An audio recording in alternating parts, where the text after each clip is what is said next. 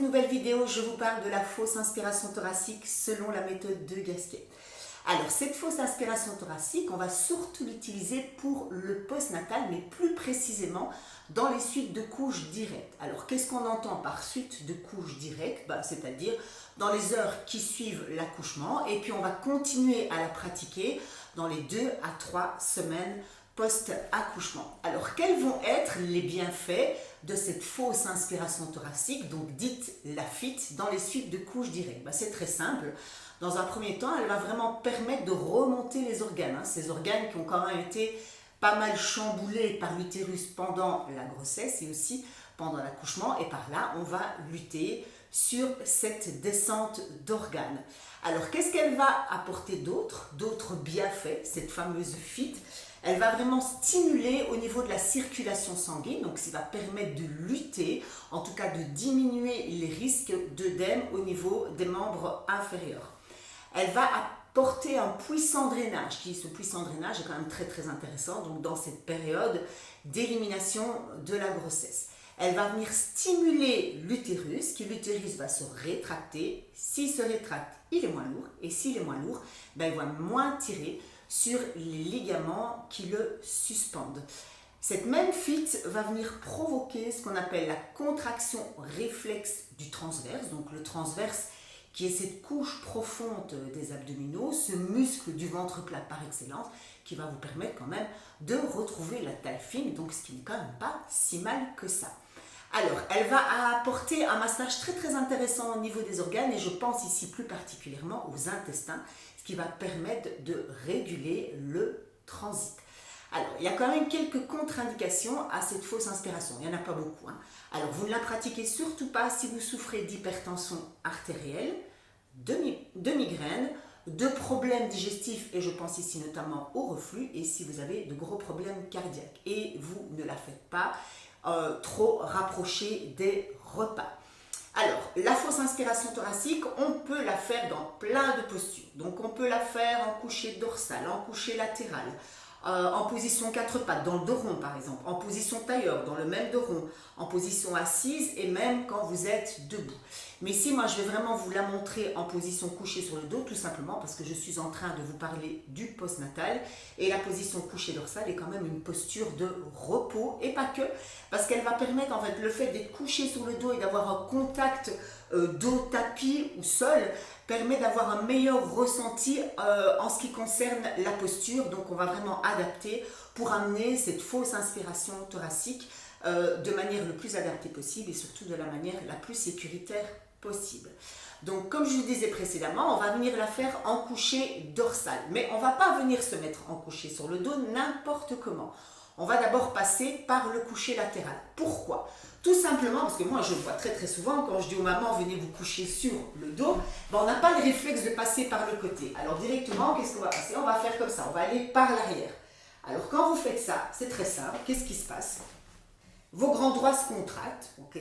Il y a ce qu'on appelle, ça provoque une hyperpression intra-abdominale, qui cette même hyperpression va pousser les organes vers l'avant et vers le bas. Là devant, vous avez quoi? Vos grands droits. Vous venez d'accoucher, ils sont encore longs et peut-être plus ou moins écartés. En faisant ça, donc je vous ai dit, ça provoque des hyperpressions, les organes vont pousser vers l'avant. Vos grands droits qui sont longs et qui sont plus ou moins écartés ne vont plus jouer le rôle de mur, okay, pour ne pas laisser passer les organes. Donc effectivement, s'il y a un écartement des grands droits, qu'est-ce que cette poussée des organes va provoquer? Elle va, dans certains cas, entretenir ou même parfois aggraver le diastasis. Donc on va éviter tous ces désagréments tout simplement en venant se coucher par le côté, et en se couchant par le côté, tout simplement on évite ces hyperpressions. Donc vous faites glisser la main comme ceci, vous allez chercher loin devant et vous n'avez plus qu'à poser la tête sur le banc. Une fois vous êtes bien couché sur le côté, alors un beau coucher latéral, pas un hybride de coucher latéral, parce que si vous me faites ça et puis vous venez, ça revient au même.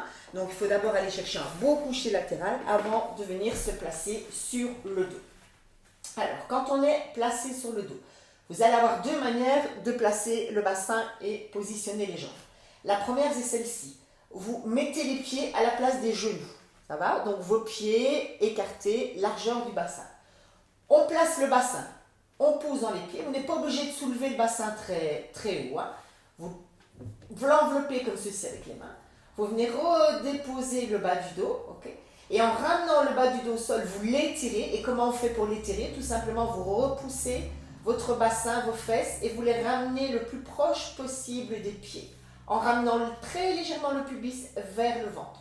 Okay. Donc c'est un étirement. N'accentuez pas de vous-même, ça. Ne venez pas plaquer ni repousser le sol avec le bas du dos, c'est un étirement. Si vous êtes vraiment très très fatigué, vous pouvez prendre votre coussin d'accouchement, d'allaitement ou même des oreillers que vous venez placer à l'arrière de la cuisse et vous placez les jambes comme ceci, vous l'étendez avec le coussin placé. Okay. Donc on a placé le bassin, on va venir placer la tête tout simplement pour bien étirer la nuque. Donc vous mettez les mains derrière la tête, vous soulevez votre tête. Alors pas ça, okay. En soulevant la tête, vous imaginez que vous voulez venir coller le regard contre le plafond et dans le mouvement, vous tirez avec les mains, donc vous allongez votre nuque, vous étirez, vous ramenez le menton vers la poitrine et vous n'avez plus qu'à venir déposer l'arrière du crâne dans le sol. On va venir placer les épaules. Pour placer les épaules, vous tournez les paumes de main et les avant-bras vers le ciel. Vous soulevez les avant-bras et vous venez déposer les mains sur le ventre, bien à plat de part et d'autre du nombril, pour dans un premier temps ressentir votre respiration. Donc vous commencez par expirer en soufflant par la bouche.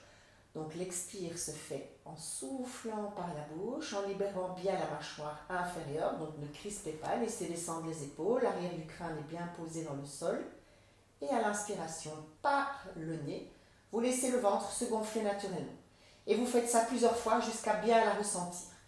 Donc à l'expire, on sent le ventre qui se vide, tout simplement parce que le diaphragme remonte et qu'il emporte avec lui les organes. Et lorsque vous inspirez, le diaphragme descend et les organes suivent le même mouvement. N'accentuez pas l'inspiration, hein, d'accord? N'intellectualisez pas votre respiration non plus, laissez faire. Parce que souvent on a tendance à vouloir, voyez, fort inspirer en disant mais mon ventre il ne gonfle pas assez fort. Non, laissez le ventre se remplir naturellement. Parfait. On a ressenti la respiration abdominale. Maintenant on va venir mettre la conscience au niveau du périnée. Donc on contracte, vous pouvez descendre les mains un peu plus bas, hein, les mains sur le bas-ventre avec le bout des doigts dirigé vers le pubis. Et plusieurs fois, vous contractez le périnée et vous relâchez. Alors, c'est quoi contracter le périnée? C'est très simple. La partie du périnée qu'on utilise ici s'appelle le puborectal, qui est un muscle relativement puissant. Et c'est ce même muscle qui vous permet de retenir un besoin, par exemple, d'aller aux toilettes. Okay. Donc vous servez vraiment de ce périnée pour aller retenir cette envie. Donc vous le contractez plusieurs fois et vous le relâchez. Vous venez d'accoucher, il se peut que vous ne ressentiez pas très fort cette contraction. C'est pas grave. Le principal, l'important ici, c'est d'y mettre sa conscience et l'intention d'aller le contracter. Alors si vous avez une épisiotomie, bien sûr que vous pouvez aller chercher cette légère contraction du périnée, ce qui va vous permettre une récupération un peu plus importante, un peu plus rapide, pas plus importante, un peu plus rapide au niveau de la cicatrice, parce que du coup, vous allez amener un massage. Parfait. On a ressenti la respiration, on a ressenti la contraction du périnée. Qu'est-ce qu'on fait? Tout simplement, maintenant, aussi simple, on va associer les deux, mais pas n'importe comment. On va commencer par le plan le plus bas, par le premier étage, qui est le périnée, et ensuite engager l'expire. Donc vous gardez les mains placées sur le ventre pour la simple et bonne raison de vous assurer que rien ne pousse, que rien ne se contracte.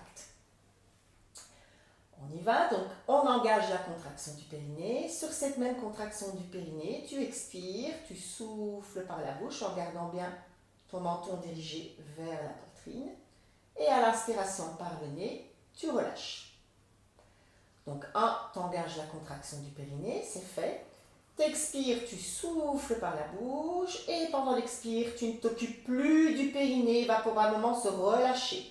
Donc surtout, tu n'essaies pas de garder le périnée contracté toute la durée de l'expire. Le périnée est juste là pour faire démarrer ton expire. Prends bien conscience que l'expiration démarre bien du périnée, donc elle remonte bien du bas vers le haut.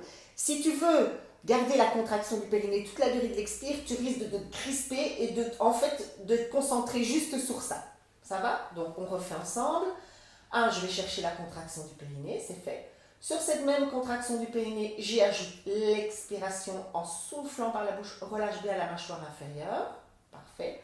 Tes épaules, l'arrière du crâne bien posé dans le sol. Et à l'inspire, tu relâches l'abdomen. Ok. On va continuer à faire évoluer cette respiration. Donc la base reste toujours la même. Contraction du périnée, tu expires. Tu souffles par la bouche. Tu vas me chercher une longue expire. Garde bien les mains sur le ventre. Et au bout de ta longue expire, tu fermes la bouche. Apnée de quelques secondes et t'observes. Et tu relâches tout doucement. Quand tu es dans l'apnée, de la même manière, tu ne crispes pas, tu ne contractes rien. C'est juste, arrête de respirer, tu fermes la bouche, apnée, observe. Ok? On va à l'étage suivant.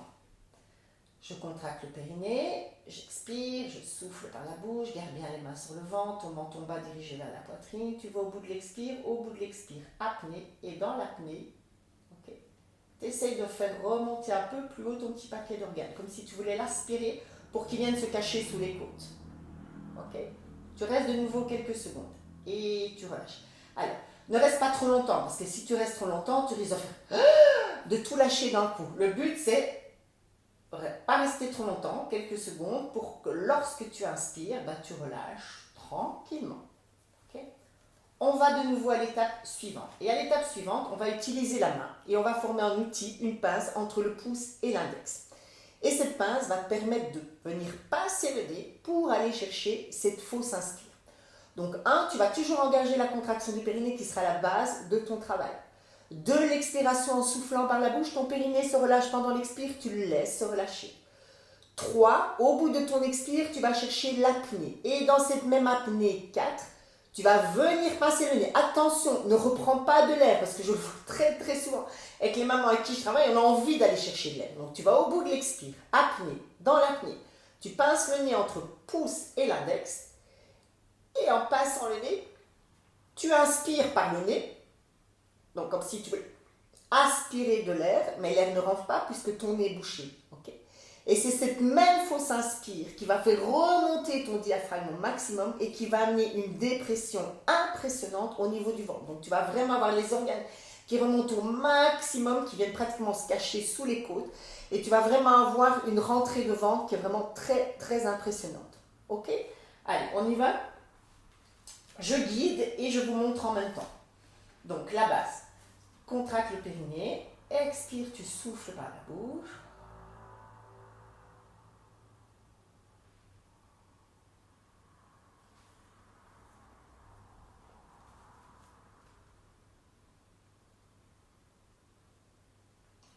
Et à l'inspiration, tu relâches. Ok? Bon, je remonte, je vais soulever ici pour qu'on voit un peu mieux. Donc je le refais. 1, j'engage la contraction du périnée. Sur cette contraction du périnée, expire, souffle.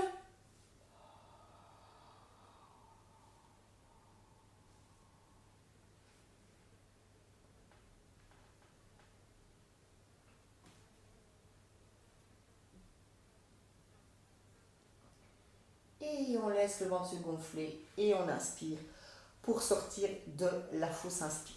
Okay? Alors la question souvent, combien de temps est-ce que je dois rester dans cette même fausse inspire? Au début, c'est pratiquement propre à chacune. Il faut se respecter. Il faut savoir, vous venez d'accoucher, vous êtes fatigué, vous occupez beaucoup de bébés. Pendant la journée, on a l'impression de ne faire que ça. Donc aujourd'hui, ta fausse inspire, elle durera peut-être 5 secondes. Demain, elle durera peut-être le double. Le but, c'est de te respecter. Et surtout, j'ai envie de dire, d'aller au maximum, de ce maximum qui te permet de relâcher donc ta fausse inspiration en réinspirant de nouveau, mais doucement. Vous voyez, sans aller chercher ça. Ok? Ça ne doit pratiquement pas faire de bruit. Ça va? Donc chacune, essayez de trouver le maximum de votre maximum qui va permettre de relâcher sans tout relâcher d'un coup. Ok? Alors, combien de répétitions par jour? Alors souvent, on va vous préconiser, on va vous dire 10 le matin et 10 en fin de journée. Mais par expérience, travaillant de manière assez régulière avec les mamans, elles me disent, mais parfois, on m'a dit, j'ai pas le temps, je suis fatiguée, j'ai pas le courage. Alors, vaut mieux en faire. Dès que vous avez un petit peu de temps, 2, 3, vous arrêtez. Et puis, nouveau, j'ai un peu de temps, j'en refais 2, 3. Et vous faites comme ça, vous répartissez vos fausses inspirations thoraciques, sur la journée. Alors, ne vous mettez pas la pression. Si aujourd'hui, tu n'en as fait que 3, c'est pas grave. Demain, tu en feras peut-être plus parce que tu seras peut-être un peu moins fatigué et tu auras peut-être un peu plus le temps. Ça va? Donc, je dis toujours aux mamans, respectez-vous et faites surtout ce que vous pouvez. Voilà, c'était la fin de cette vidéo donc sur cette fausse inspiration selon la méthode de Gassier. Si tu as des questions, ben bien sûr, n'hésite pas. Je me ferai un plaisir d'y répondre. Teste-la, fais-la, vraiment. Ok? Je te souhaite une bonne pratique et ben, je te dis à très très vite. Salut!